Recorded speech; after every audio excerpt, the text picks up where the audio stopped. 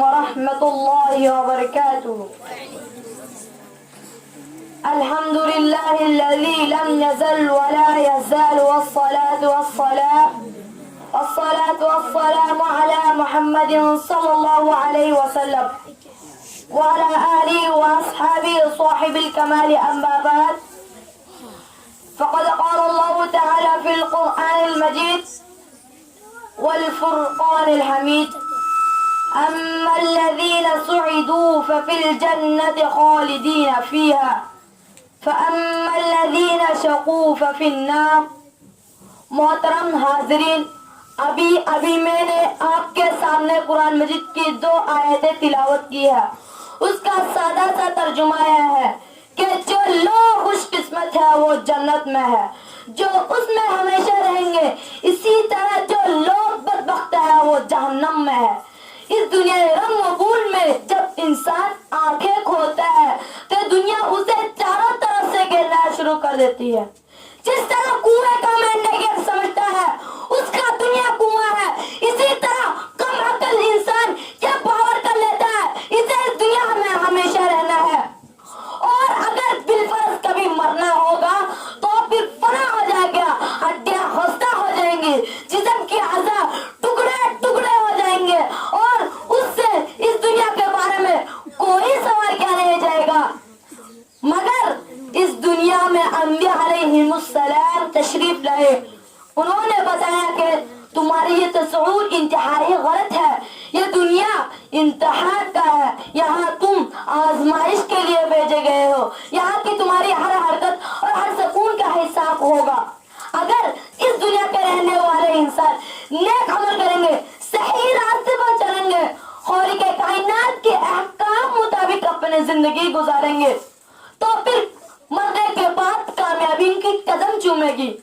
اگر اس دنیا کے بسنے والے انسان سرکشی اور غرور کے راستے پر چلنا چاہے گا، خداوند قدوس کا نافرمانی کا احکام کا نافرمانی کرے گا، اللہ کے بنائے ہوئی زمین پر اکڑ کر چلنا چاہے گا، ظلم و ستم کے چنگاریوں سے اپنے بھائیوں کو جلانا چاہے گا، تو ایک دن آئے گا اسے اپنے کیے کا ہر حساب دینا ہوگا.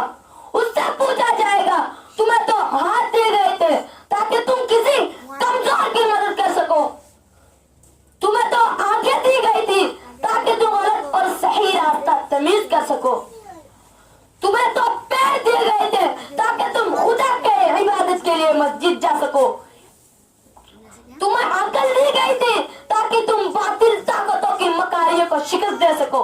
کیا تم لوگوں نے ایسا کیا؟ اور آپ کی آواز کو بلند کرو. کیا تم لوگوں نے ایسا کیا؟ ایسا نہ کیا تو پھر تم دیکھو گے یہ جہنم کی دیکھتی آگ ہے، اس میں تمہیں ڈالا جائے گا. محترم دوستو، اس دنیا میں چند دن رہنا ہے. بادشاہ ہو یا فقیر، سرمایہ دار ہو یا مزدور، کوئی ہو یا کمزور، عقل مند ہو یا بیوقوف، عورت ہو یا مرد، سب کو ایک دن یہ دنیا چھوڑ جانا ہے. یہاں کے سہ موزر، مال دولت، جائیداد و زمین، دکانوں و کوٹھیوں، کوئی آپ کے ساتھ نہیں جائے گا. ہمیں اس سب کو چھوڑ کر ایک ایسی جگہ جانا ہے جہاں ہماری نیک اعمال ہی کام آئے گی.